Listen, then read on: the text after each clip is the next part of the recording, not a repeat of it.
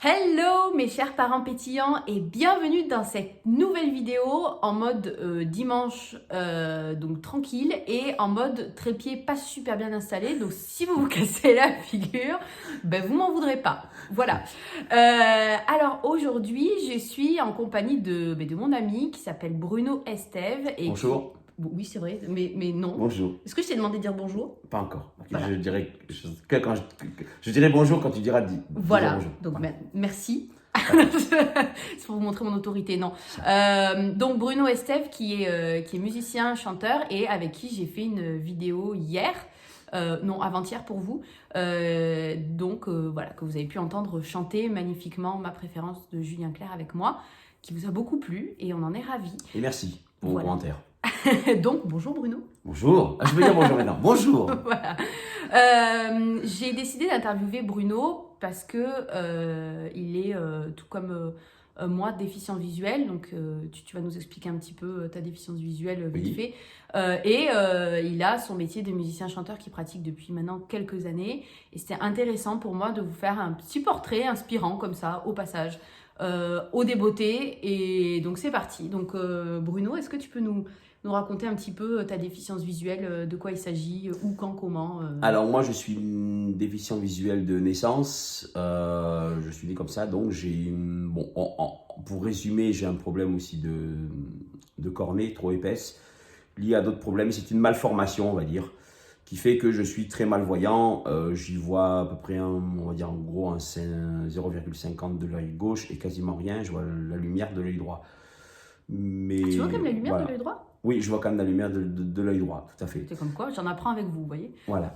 Mais je me sers uniquement de mon œil gauche pour voir. Mais c'est vrai que j'ai pas beaucoup de vue, mais je m'en sers, on va dire que je m'en sers quasiment à 100% du peu de vue que j'ai. Et je me débrouille assez bien puisque cette vue, j'ai la chance d'avoir une maladie qui n'est pas... je ne peux pas avoir de baisse de vue. Là, Oui. moi, j'ai 53 ans. Quand j'étais petit, mais je voyais pas tellement. Puis j'ai développé ma vue parce que les médecins ont dit à mes parents, faut développer la vue et sa vue va se développer, pas beaucoup, mais un petit peu. Et en effet, j'ai la même vue depuis que je suis enfant.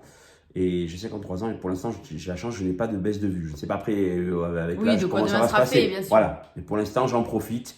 Du peu de vue que j'ai, j'en profite un maximum. Ok. Voilà. Alors c'est vrai qu'on va rentrer dans le vif du sujet. Le musicien, c'est un peu le cliché du métier de l'aveugle, et notamment grâce à notre très cher Gilbert Montagnier. En général, quand tu es aveugle, tu es musicien. Hein. Ouais. C'est le cliché. Oui. Voilà, je dis pas que c'est la réalité. Donc, j'ai rempart de chaises. Oui, métiers, mais voilà, ça fait partie des... Mais le musicien, c'est vrai que... C'est vrai que ça fait partie du cliché. Ouais. D'ailleurs, pour l'anecdote, hier, nous étions... j'étais au travail de Bruno, donc qui jouait pour la FAF LR, la Fédération des aveugles et amblyopes de France de Montpellier. Et il nous a joué quand même du Gilbert Montagnier pour 60 aveugles. Voilà, j'ai beaucoup rigolé. Merci Bruno. Oui, voilà. Et bref, donc tu nous mets en plein dans le cliché. Mais tu es... ça. Est-ce que finalement, on peut dire que tu es un cliché dans le sens où est-ce que c'était un choix pour toi de devenir musicien parce que tu es aveugle, ou est-ce que c'est ta déficience visuelle qui a fait de toi le musicien que tu es aujourd'hui, ou est-ce que vraiment ça n'a rien à voir et que... voilà. En fait, je sais pas si ça a à voir avec quelque chose parce que moi, en fait, quand j'étais petit, ma mère chantait, elle chantait, elle n'était pas chanteuse professionnelle, mais elle chantait divinement bien, elle chantait beaucoup, tout le temps dans sa cuisine, elle chantait, du Piaf notamment, des chansons aussi espagnoles et tout, mais j'étais baigné dans la musique, moi, très tôt. Bon, mes frères et sœurs aussi, pourtant, ils n'ont pas été musiciens. Mais moi, j'avais un truc qui m'a attaché à la musique très, très fort. Et comme je n'étais pas comme les autres enfants, j'avais pas beaucoup de jouets. Donc, on m'offrait des postes de radio. Et en fait, des postes de radio, j'en ai eu plein parce que par maladresse, des fois, j'en cassais. Donc, voilà. Donc, en fait, j'ai baigné dans la musique. Et quand je suis rentré à l'Arc-en-Ciel à Marseille, parce que moi, j'ai 53 ans, donc j'étais dans un institut. Hein, j'étais pas... Oui, je n'étais pas intégré, voilà, j'ai pas en inclusion, tout à fait. Voilà, donc il y avait des options et ma mère a dit, ben Bruno, celui il est tiré par la musique, donc on va le mettre en option musique. Et elle a bien fait parce que justement après j'ai appris le piano à l'âge de 6 ans, j'ai fait le piano classique jusqu'à l'âge de 18 ans et puis moi je me suis intéressé bien sûr à la variété puisque je baignais dans la variété avec ma mère et puis avec mes parents, ma soeur écoutait de la variété, donc j'étais baigné là-dedans.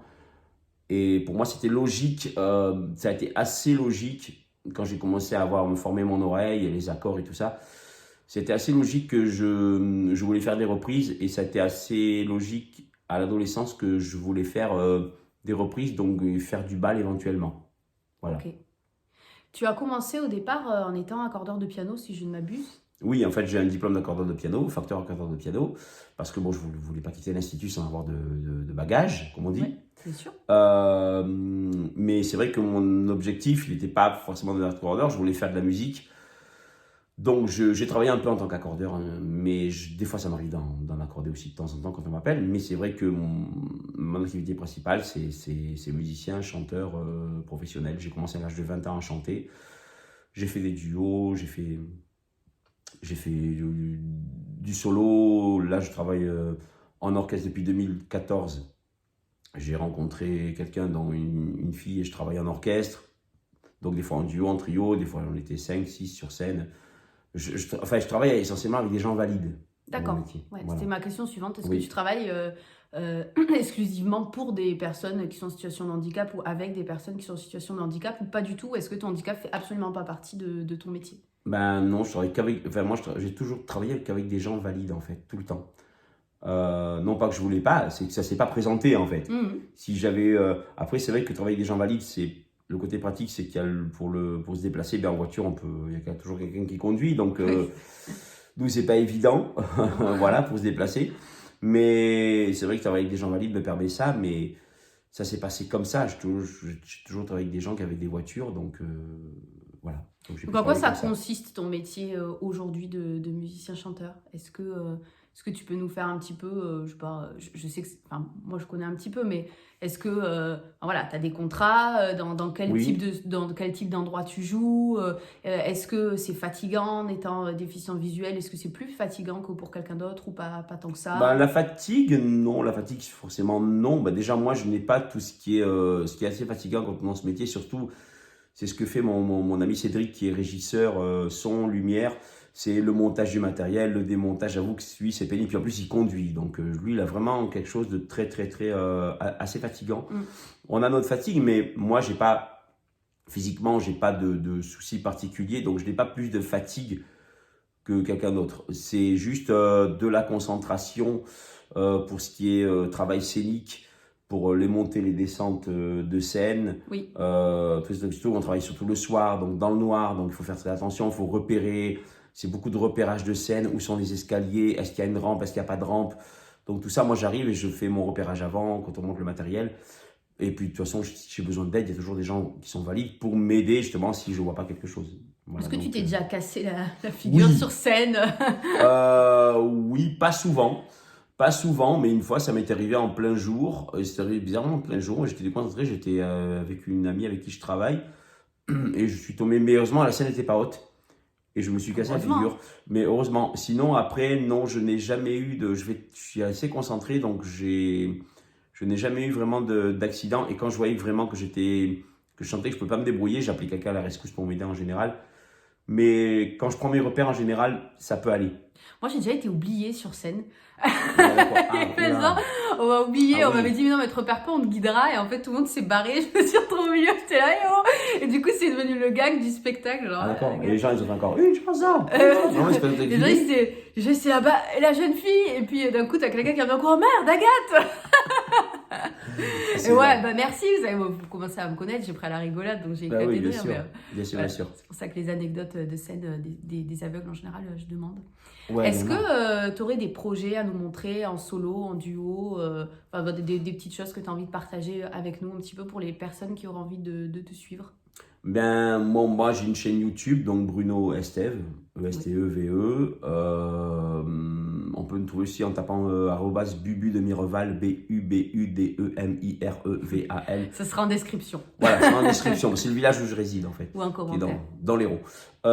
Qu'est-ce que je fais musicalement vite fait, ben, je suis aussi chef de chœur, je dirige 2 chorales, une à Mireval et une à Montbazin, qui est un village qui est pas très loin de chez moi, à 20 minutes. Donc déjà, ça prend pas mal de temps. Ça, c'est en semaine, les mardis et les jeudis. Donc, je choisis les chansons avec des fois les choristes qui me proposent des titres. Ce que je fais, c'est que comme je suis musicien, que je suis pianiste, donc je suis arrangeur, je fais mes propres arrangements des chansons pour les chorales, et ainsi que je crée les voix. Moi, je ne travaille pas, je n'ai pas de partition, je fais tout sans partition. Moi, je fournis les textes. Et je travaille avec les chorales comme ça et j'enregistre les voix pour que les gens répètent chez eux et arrivent justement avec une idée, puis après on répète ensemble.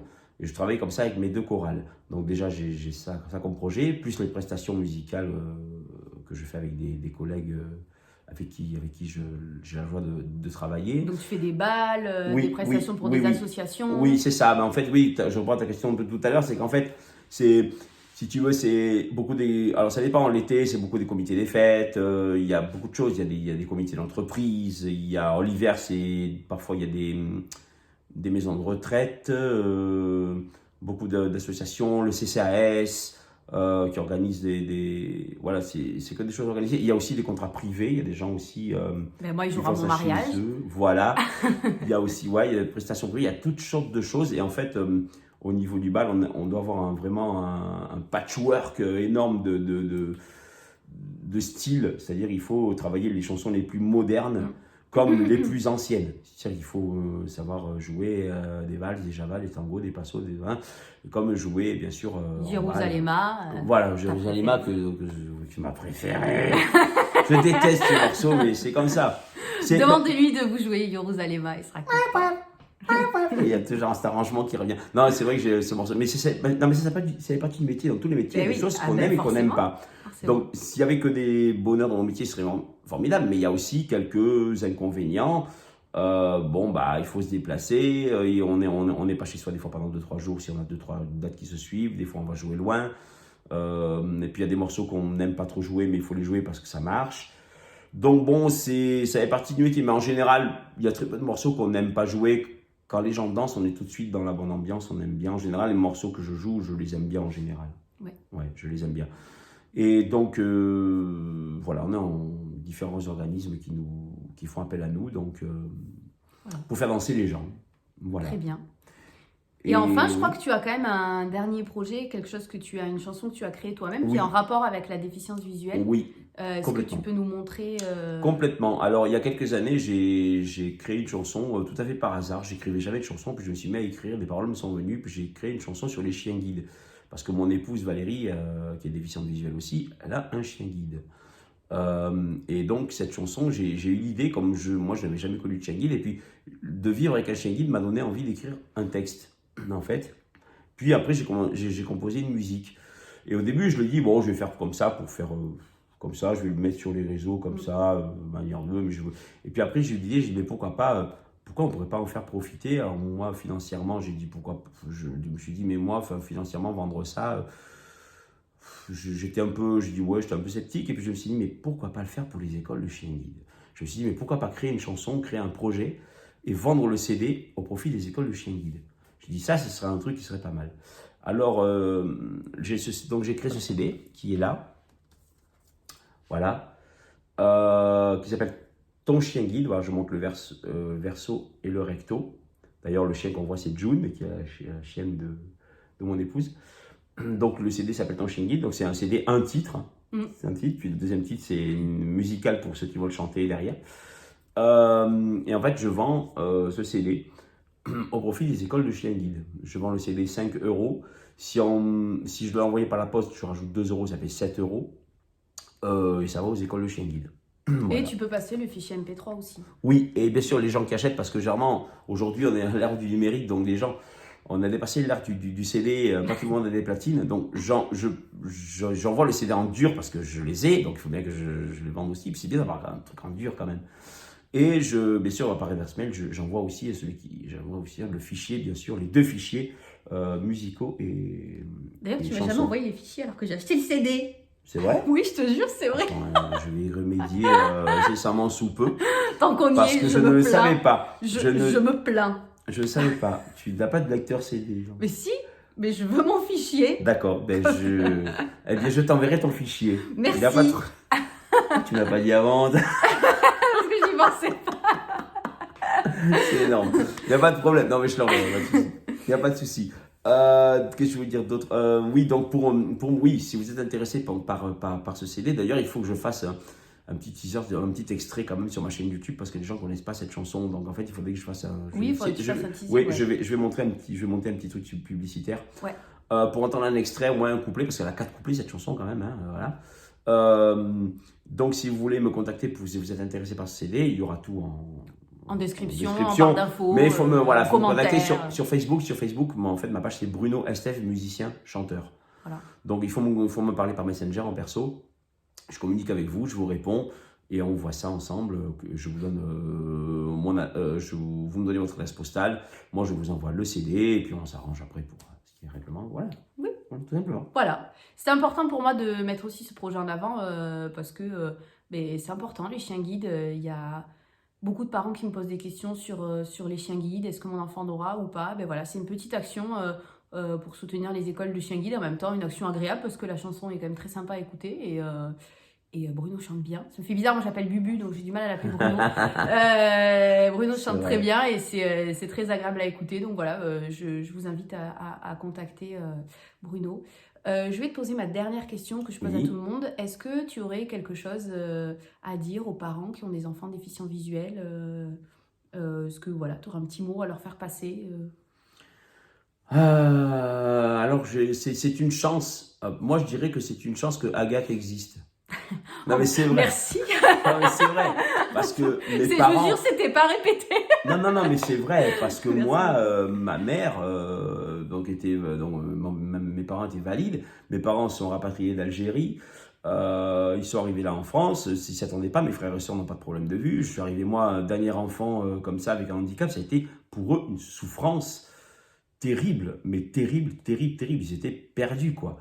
Et ma mère, elle a trouvé de l'aide. Je pense qu'elle a eu des contacts avec d'autres parents, mais c'était très compliqué de trouver. Je ne sais pas trop comment elle a fait en fait. Elle a pris des conseils, je pense qu'auprès de certaines personnes, peut-être de médecins, je ne sais pas trop, mais je sais qu'elle elle était en contact parce que moi déjà dès que j'étais à l'institut, forcément, elle était en contact avec d'autres parents. Forcément. Oui, Mais de 0 à 6 ans, j'avoue que ça a dû être très compliqué pour mes parents. J'avoue que je n'ai pas trop posé ce genre de questions à mes parents.